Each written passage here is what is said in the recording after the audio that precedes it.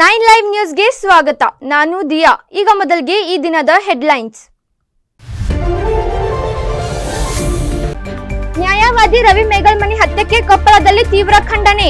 ಜಿಲ್ಲಾ ವಕೀಲರ ಸಂಘದಿಂದ ಕೋರ್ಟ್ ಕಲಾಪ ಬಹಿಷ್ಕರಿಸಿ ವಿಶೇಷ ಸಭೆ. ಹತ್ಯೆ ಆರೋಪಿಯನ್ನು ಶೀಘ್ರವೇ ಬಂಧಿಸಬೇಕೆಂದು ನ್ಯಾಯವಾದಿಗಳ ಆಗ್ರಹ. ಬೆಂಗಳೂರಿನ ಲಾಲ್ಬಾಗ್ನಲ್ಲಿ ವಿಶೇಷ ಫಲಪುಷ್ಪ ಪ್ರದರ್ಶನ ಆಯೋಜನೆ. ಡಾಕ್ಟರ್ ಬಿಆರ್ ಅಂಬೇಡ್ಕರ್ ವಿಷಯಾಧಾರಿತ 216ನೇ ಫಲಪುಷ್ಪ ಪ್ರದರ್ಶನ. ಸಂವಿಧಾನಗಳ ಆಶಯ ಅರಿಯಲು ಅಪೂರ್ವ ಅವಕಾಶವೆಂದ ಮುಖ್ಯಮಂತ್ರಿಗಳು. ಈಗ ಇವತ್ತಿನ ಪ್ರಮುಖ ಸುದ್ದಿಗಳು ನಿಮ್ಮ ಮುಂದೆ. ಹಾವೇರಿ ಜಿಲ್ಲೆಯ ಶಿಗ್ಗಾಂವಿ ಪಟ್ಟಣದ ಪುರಸಭೆ ಅಧ್ಯಕ್ಷ ಉಪಾಧ್ಯಕ್ಷ ಸ್ಥಾನಗಳ ಚುನಾವಣೆಗೆ ಮೀಸಲಾತಿ ಪ್ರಕಟಣೆಯಾಗುತ್ತಿದ್ದಂತೆ ಆಕಾಂಕ್ಷಿ ಸದಸ್ಯರು ಇದೀಗ ಅಧ್ಯಕ್ಷ ಉಪಾಧ್ಯಕ್ಷ ಸ್ಥಾನದ ಕನಸು ನನಸಾಗಿಸಲು ಸಜ್ಜಾಗುತ್ತಿದ್ದಾರೆ. ಹೌದು, ಶಿಗ್ಗಾಂವಿ ಪುರಸಭೆಯ ಅಧ್ಯಕ್ಷ ಹಾಗೂ ಉಪಾಧ್ಯಕ್ಷ ಸ್ಥಾನದ ಚುನಾವಣೆಯಲ್ಲಿ ಪಕ್ಷೇತರರು ನಿರ್ಣಾಯಕರಾಗಿದ್ದಾರೆ. ಇನ್ನು ಅಧ್ಯಕ್ಷ ಸ್ಥಾನವನ್ನು ಸಾಮಾನ್ಯ ಹಾಗೂ ಉಪಾಧ್ಯಕ್ಷ ಸ್ಥಾನವನ್ನು ಹಿಂದುಳಿದ ವರ್ಗ ಎ ಅವರಿಗೆ ಮೀಸಲಿಡಲಾಗಿದೆ. ಒಟ್ಟು 23 ಸದಸ್ಯರಿರುವ ಪುರಸಭೆಯಲ್ಲಿ ಬಿಜೆಪಿಯ 9 ಸದಸ್ಯರು, ಕಾಂಗ್ರೆಸ್ನ 6 ಸದಸ್ಯರು ಹಾಗೂ 8 ಪಕ್ಷೇತರರಿದ್ದಾರೆ. ಪಕ್ಷೇತರರು ಯಾರ ಪರ ಇರುತ್ತಾರೆಯೋ ಅವರೇ ಅಧ್ಯಕ್ಷ ಹಾಗೂ ಉಪಾಧ್ಯಕ್ಷ ಸ್ಥಾನ ಅಲಂಕರಿಸಲಿದ್ದಾರೆ. ಇನ್ನು ಇತ್ತ ತಾಲೂಕಿನ ಬಂಕಾಪುರ ಪುರಸಭೆಯಲ್ಲಿಯೂ ಅಧ್ಯಕ್ಷ, ಸಾಮಾನ್ಯ ಮಹಿಳೆ ಹಾಗೂ ಉಪಾಧ್ಯಕ್ಷ ಹಿಂದುಳಿದ ವರ್ಗ ಬಿ ಸ್ಥಾನಕ್ಕೆ ಪೈಪೋಟಿ ಉಂಟಾಗಿದೆ. 23 ಸದಸ್ಯರಿರುವ ಪುರಸಭೆಯಲ್ಲಿ 14 ಕಾಂಗ್ರೆಸ್, 7 ಬಿಜೆಪಿ ಹಾಗೂ ಪಕ್ಷೇತರರು ಇಬ್ಬರಿದ್ದಾರೆ. ಇದರಲ್ಲಿ 10 ಮಹಿಳೆಯರು ಹಾಗೂ 13 ಪುರುಷರಿದ್ದಾರೆ.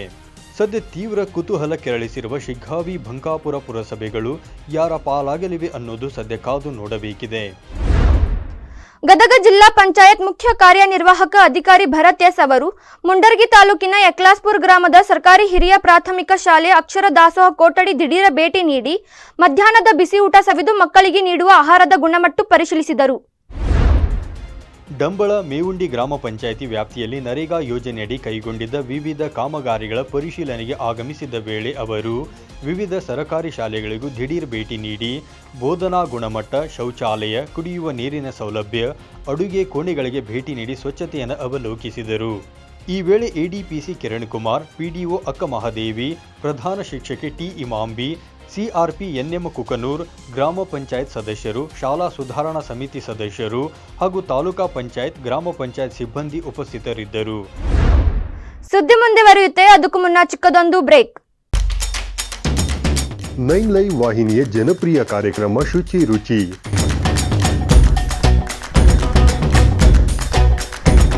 ಪ್ರತಿ ಶುಕ್ರವಾರ ಮಧ್ಯಾಹ್ನ 1:30 ಪ್ರಸಾರ. ಮತ್ತೆ ಭಾನುವಾರ ಸಂಜೆ 6 ಗಂಟೆಗೆ ಮರು ಪ್ರಸಾರ. ಅಡುಗೆ ಮಾಡೋ ಹವ್ಯಾಸ ನಿಮ್ಮದಾಗಿದ್ದರೆ ಈಗಲೇ ಕರೆ ಮಾಡಿ ಹೆಸರು ನೋಂದಾಯಿಸಿಕೊಳ್ಳಿ. ನಮ್ಮ ದೂರವಾಣಿ ಸಂಖ್ಯೆ 7411784976. ಭೀಮಾ ಬ್ರಿಲಿಯನ್ಸ್ ವಜ್ರಾಭರಣ ಮಹೋತ್ಸವ ಜುಲೈ 31ರವರೆಗೆ. ಪ್ರತಿ ಕ್ಯಾರೆಟ್ಗೆ 7,000 ರೂಪಾಯಿಯ ಖಚಿತ ಕ್ಯಾಶ್ ಬ್ಯಾಕ್ ಪಡೆಯಿರಿ ಮತ್ತು ವಜ್ರದ ಆಭರಣಗಳಲ್ಲಿನ ಚಿನ್ನದ ಮೇಲೆ ಪ್ರತಿ ಗ್ರಾಮ್ಗೆ ಫ್ಲಾಟ್ 500 ರೂಪಾಯಿಯ ರಿಯಾಯಿತಿಯನ್ನು ಆನಂದಿಸಿ. ಭೀಮಾ ಜುವೆಲರ್ಸ್ನ ಎಲ್ಲಾ ಶೋರೂಮ್ಗಳಲ್ಲಿ ಲಭ್ಯವಿದೆ. ಷರತ್ತುಗಳು ಅನ್ವಯ. Bhima Brilliance Diamond Jewelry Festival till 31st July. Get assured cash back of ₹7,000 per carat and enjoy flat ₹500 off per gram on gold in diamond jewelry. Available at all Bhima Jewelers showrooms. TNC apply.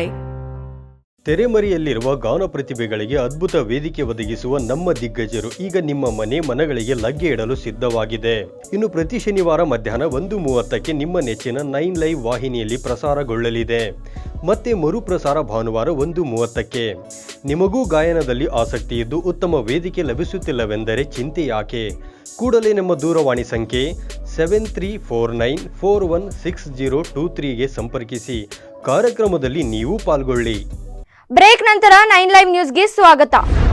ಪ್ರತಿ ವರ್ಷದಂತೆ ಈ ವರ್ಷವೂ ಬೆಂಗಳೂರಿನ ಲಾಲ್ಬಾಗ್ನಲ್ಲಿ August 12ರಿಂದ 19ರವರೆಗೆ ಸ್ವಾತಂತ್ರ್ಯೋತ್ಸವದ ವಿಶೇಷವಾಗಿ ವಿಶೇಷ ಫಲಪುಷ್ಪ ಪ್ರದರ್ಶನ ಏರ್ಪಡಿಸಲಾಗಿದ್ದು, ಹಲವು ವಿಷಯಗಳನ್ನು ಆಧರಿಸಿರುವ ಪ್ರದರ್ಶನಕ್ಕೆ ಗುರುವಾರ ಸಿಎಂ ಸಿದ್ದರಾಮಯ್ಯನವರು ಚಾಲನೆ ನೀಡಿದರು.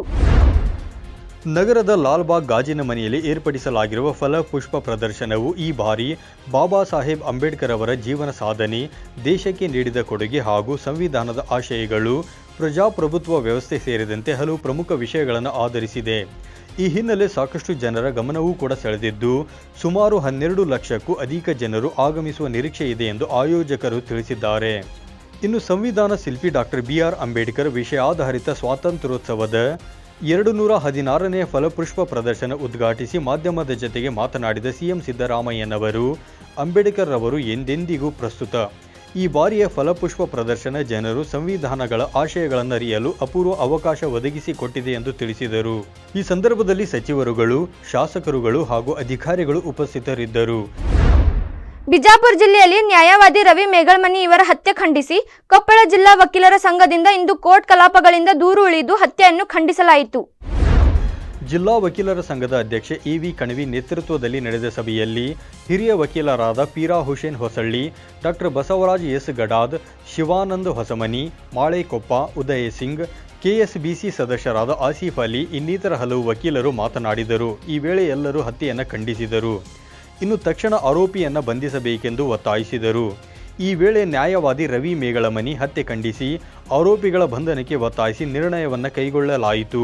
ವೇದಿಕೆಯಲ್ಲಿ ಸಂಘದ ಉಪಾಧ್ಯಕ್ಷರಾದ BV ಸಜ್ಜನ್, ಪ್ರಧಾನ ಕಾರ್ಯದರ್ಶಿ ಪ್ರಕಾಶ್ ಹಾದಿಮನಿ, ಕಾರ್ಯದರ್ಶಿ ಸಂತೋಷ್ ಕವಲೂರ್, ರಾಜಾಸಾಬ್ ಬೆಳಗುರ್ಕಿ ಸೇರಿದಂತೆ ಇನ್ನಿತರರು ಉಪಸ್ಥಿತರಿದ್ದರು. ಇವಿಷ್ಟು ಈ ಹೊತ್ತಿನ ಪ್ರಮುಖ ಸುದ್ದಿಗಳು. ನಿರಂತರ ಸುದ್ದಿಗಳಿಗಾಗಿ ನೋಡ್ತಾ ಇರಿ 9 ಲೈವ್ ನ್ಯೂಸ್. ಇದು ಸತ್ಯದ ಪ್ರತಿರೂಪ.